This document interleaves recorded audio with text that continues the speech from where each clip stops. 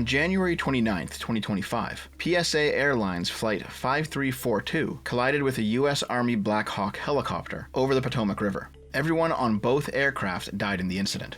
Flight 5342 was en route from Kansas and was on final approach to the Ronald Reagan Washington National Airport in Arlington, Virginia.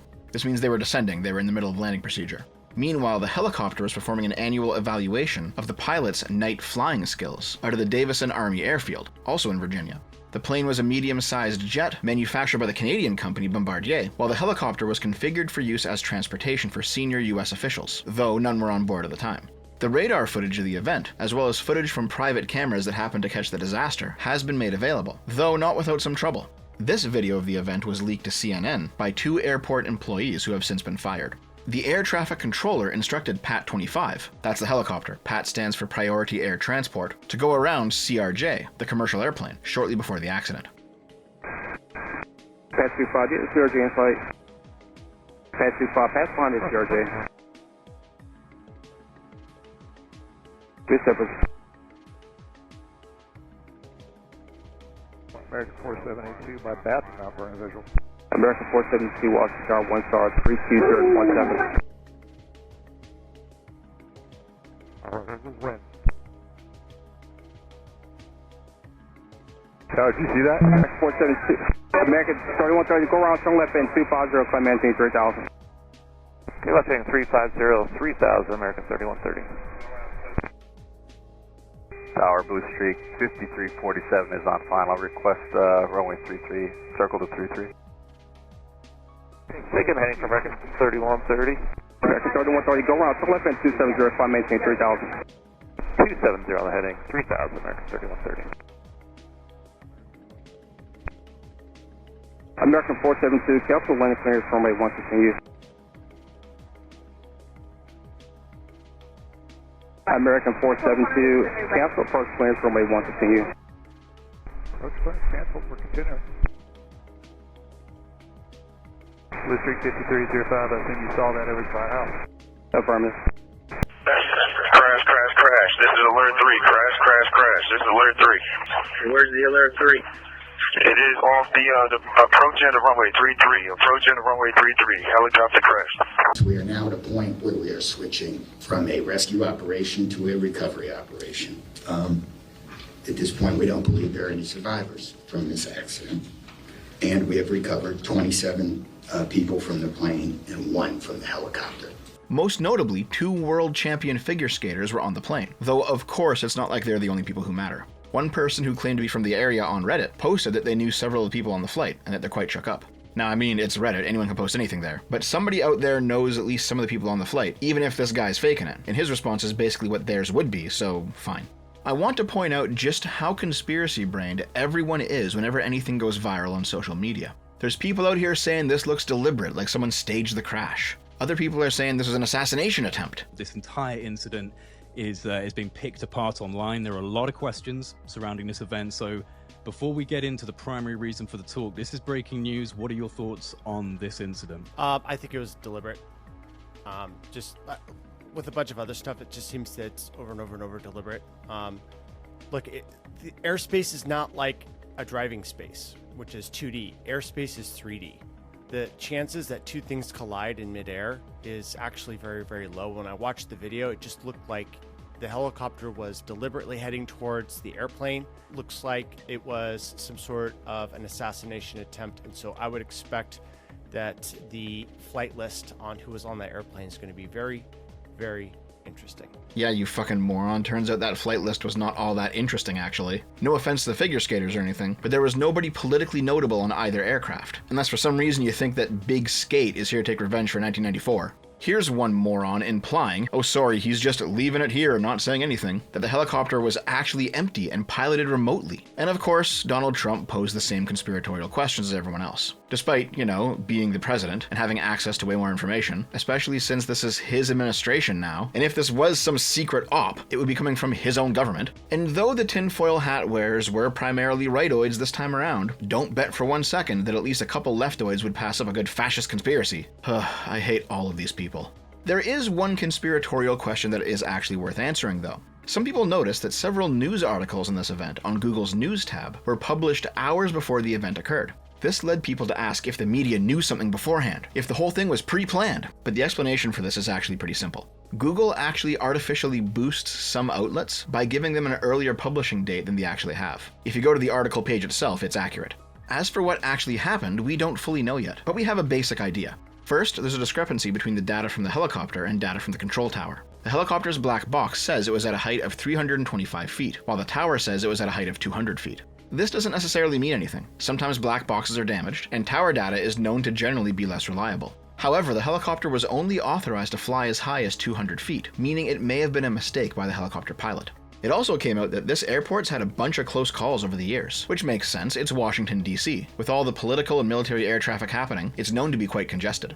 Adding to this, the Federal Aviation Administration admitted in its preliminary report that the Reagan Air Traffic Control Tower was abnormally understaffed, with a single controller monitoring both flights, which is not considered to be normal here. In fact, a supervisor actually sent one of the two controllers home early on that night. And it's at this point that the blame game began. You had leftoids saying that this was all Trump's fault. This was the hashtag Trump plane crash. You had rightoids blaming Biden. This was all the fault of DEI hires who weren't qualified enough to hold these jobs. And both sides made these claims while the flight wreckage was still falling from the sky, making them both pretty fucking tasteless. But it's been a few days, so let's examine the evidence for both of these claims, starting with the Trump's at fault one from the left. It's true that a week before the flight, Trump gutted the Transportation Security Administration and the Aviation Security Advisory Committee. That second organization, ASAC, was basically completely destroyed. It was mandated by Congress after a bomb was detonated on a plane over Scotland in 1988, but Trump's cuts have led to it having zero staff. It still exists on paper, but it's no longer doing the job it was mandated to do, examining safety issues at airports.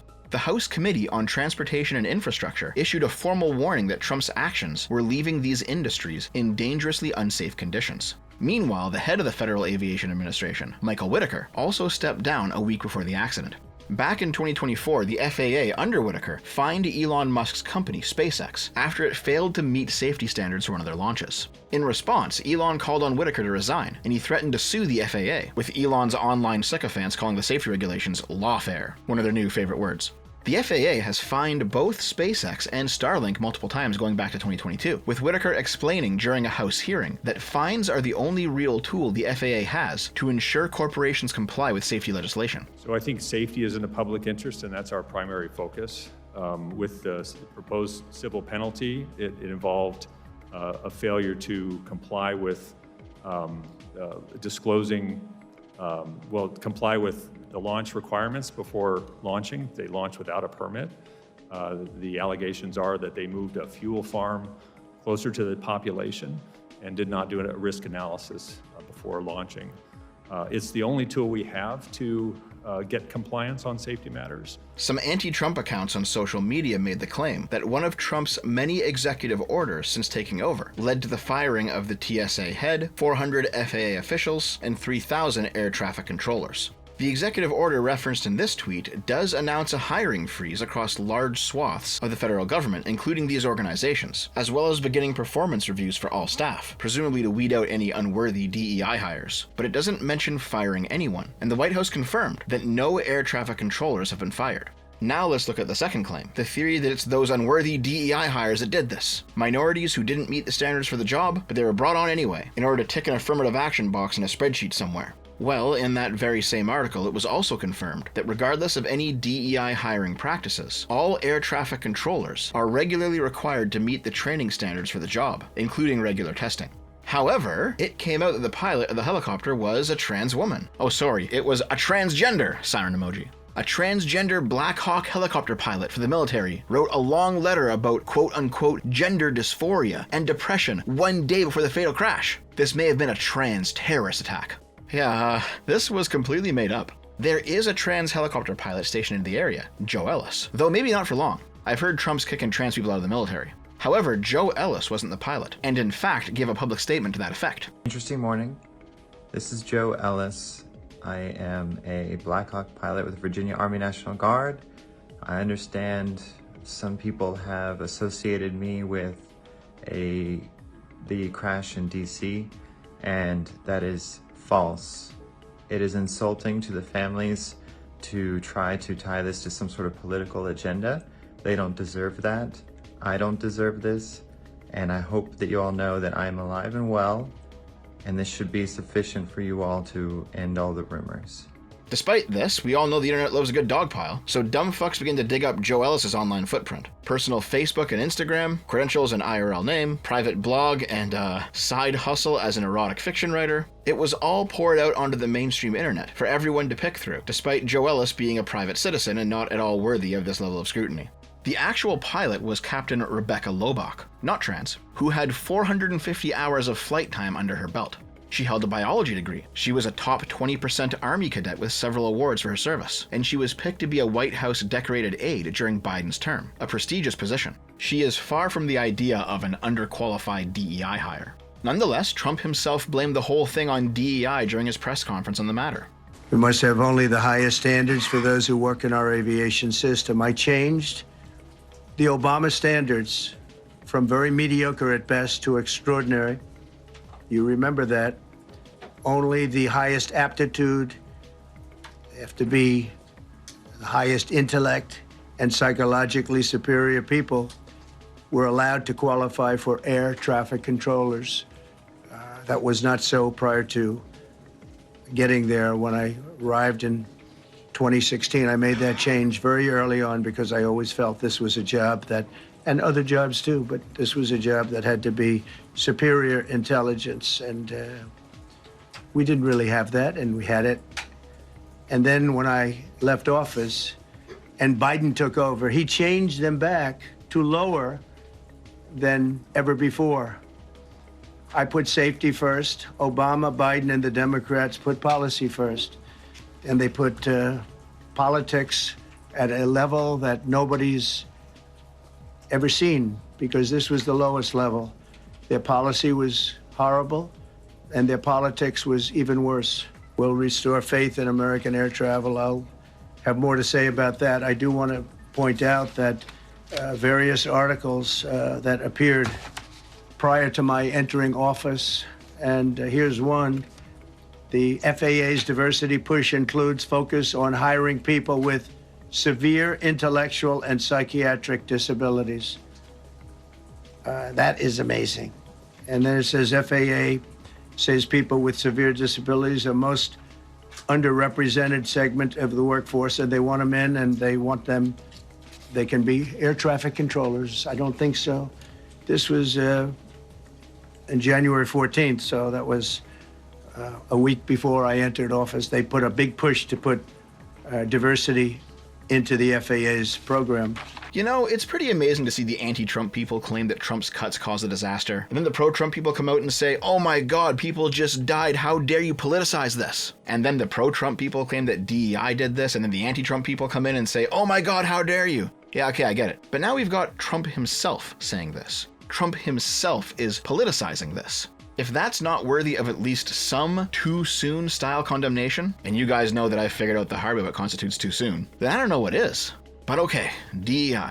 Maybe not the pilot, but how about the air traffic controller? We already know one was sent home early and the other was overworked. Maybe they just weren't capable of the job. That's possible, sure. In fact, I've already spoken about this very thing in my video on the competency crisis. I do recommend you go back and watch that one. I think it's one of my better videos. But here's the basic idea. If hypothetically you hire a person for a job that is, let's say, 10% less good at the job than the best possible candidate, but he's a minority, two things begin to happen. One, if you do this repeatedly, by the time you hit 10 employees, you're missing around one full employee's worth of productivity. As the organization's size scales upward, if the same hiring practices persist, the loss of productivity becomes more noticeable. Imagine a huge organization of 100,000 people that is 10% less efficient than it could have been had they hired for pure merit. The loss of 10,000 people's worth of capability will be noticeable, and the competency crisis theory predicts that evidence of this being the case will be a slow collapse of complicated interlocking systems due to lack of maintenance. Trump fans believe this is happening right now, and the only way to stop it is to clear out the DEI hires and replace them with the very best people for the job. They take another plane crash that happened just a couple days later in Philadelphia as evidence that this is in fact the case. I will say though, that dude who had the plane crash right beside him while he was in the fucking drive-thru is a real champ. Oh shit, a plane just fucking crashed! Oh shit!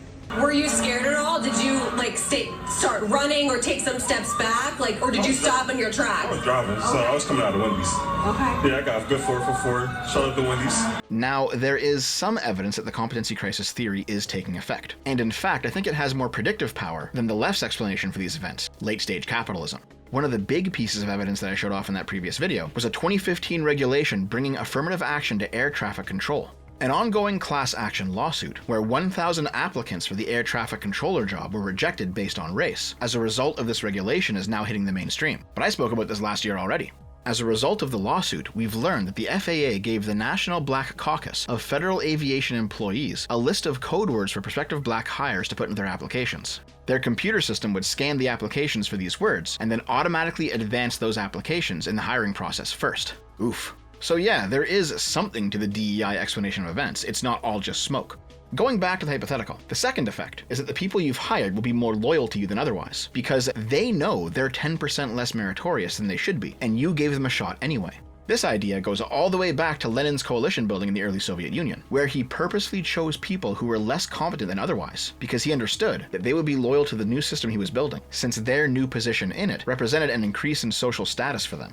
The most competent people don't need to be loyal to anyone because their skills will allow them to land on their feet in a shakeup. But Lenin predicted that people who are less competent, who are elevated to a position beyond what they could have reached on their own, would end up being fiercely loyal to the new system and the people that elevated them. And he was right. This effect is observable. Here's the thing though, this might work among diversity hires, sure, but it also works among all types of sycophantic suck-ups, including a whole bunch of the underqualified people Trump has brought in. This isn't fully related to the story, so we won't spend much time on it today, but a ton of Trump's cabinet picks are not at all qualified for these jobs. However, they are loyal, and that seems to be what Trump's selecting for this time around, just like Lenin did, and just like the diversity initiative idiots did too. That leaves us with the million-dollar question. What caused this accident? Was it actually unqualified diversity hires who shouldn't have been in those positions in the first place? I mean, that's possible. Trump certainly seems to think so. On DEI and the claims that you've made, are you saying this crash was somehow caused and the result of diversity hiring? And what evidence have you seen to support these claims? It just could have been. We have a high standard. We've had a much higher standard than anybody else. And there are things where you have to go by brain power, you have to go by psychological quality, and psychological quality is a very important element of it. These are various very powerful tests that we put to use, and they were terminated by Biden, and Biden went by a standard that's the exact opposite. So we don't know, but we do know that you had two planes at the same level. You had a helicopter and a plane. That shouldn't have happened.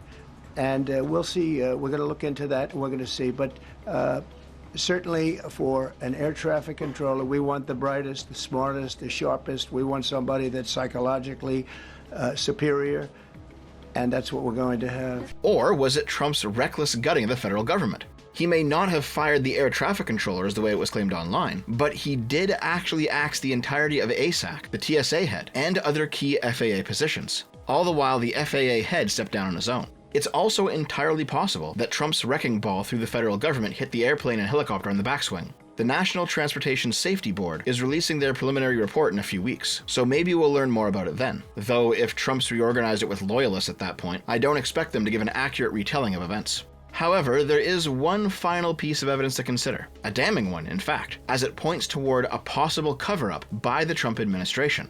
You know that widespread hiring freeze from one of Trump's executive orders? Well, Congresswoman Jasmine Crockett claimed that it prevented the hiring of new air traffic controllers. Now apparently this claim was quickly debunked by Twitter's community note feature, which said that air traffic controllers were not affected by the hiring freeze, which Elon Musk tweeted out on January 31st.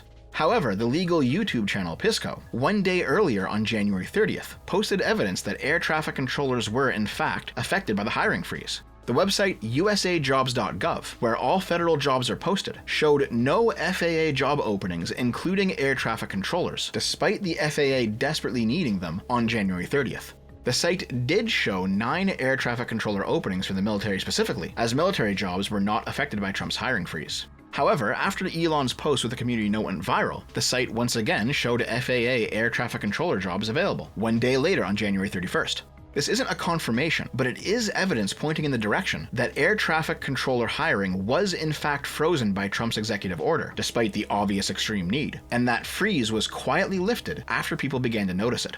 This could be just a mistake, and the EO was never intended to apply to air traffic controllers. Or it could be a cover-up, to try and deflect from the extremely bad look of freezing air traffic controller hiring during a shortage, leading to a huge plane crash. Some people pointed out that the FAA only hires at certain times of the year, and while that's true for new hires, they hire people with experience year-round. Other people say that Trump's executive order implementing the hiring freeze specifically exempted positions of public safety. And this is true, but that same EO also said the Office of Personnel Management would be the final determinator of what constitutes public safety, and the various agency heads would need to contact that office for hiring authorization. And who was the FAA head? Well, that was Mike Whitaker, who stepped down on January 20th after pushback from Elon Musk. The office of the FAA administrator remained vacant until Trump appointed the current acting FAA head on January 30th, 1 day after the accident. In case it's not clear to you, on the days leading up to the disaster, when air traffic controllers were sorely needed and Trump's actions set into place a hiring freeze, the FAA was left without an administrator, the very individual whose job it was to coordinate with the OPM to overcome Trump's hiring freeze. The previous administrator ended his term early after Elon Musk complained his companies were getting fined for not complying with FAA safety regulations. And after the resignation, Trump let the FAA seat sit vacant for 10 days, only appointing a temporary administrator after the disaster had already taken place, while at the same time implementing a widespread freeze affecting the now leaderless FAA. And then those jobs that were apparently never frozen, but actually were quietly posted online 2 days after the disaster, and 1 day after the FAA temporary administrator took his post. So yeah, the DEI competency crisis Obama-era stuff, that's bad. But this? What Trump's haphazard gutting of the executive branch has done? That's worse. Way worse. Possibly a plane full of people worse. Yeah, okay, one of the 2 flight controllers was sent home by a supervisor. Maybe we can pin it on him. But you know what? I've worked jobs before where shit rolls downhill. I know what it's like when people at the top cut hours, and then everyone at the bottom loses a shift or 2 each trying to make the numbers work. It's perfectly conceivable that the supervisor got word from a higher up about saving money and cutting budgets, and sent one guy home early to try to make his quota. Listen, I understand the desire to cut government waste. I don't want my taxes getting wasted by my government any more than you want yours wasted, and it pisses me off every time it happens too. But it looks to me like Trump isn't just cutting waste, he's cutting everything, including core essential services. I hope I'm wrong, but this might actually be the beginning of an ongoing shit show, far worse than any DEI competency crisis. This will be the Trump competency crisis, where not only does he select for loyalty over merit, he selects for way less of all of it. I don't know about you, but personally, I would take 10 somewhat underqualified diversity hires filling 10 job openings over 5 underqualified Trump dick suckers filling 10 job openings. Oh, also, the very same DEI program that Trump blamed in that press conference, he actually implemented it back in 2019. Womp womp.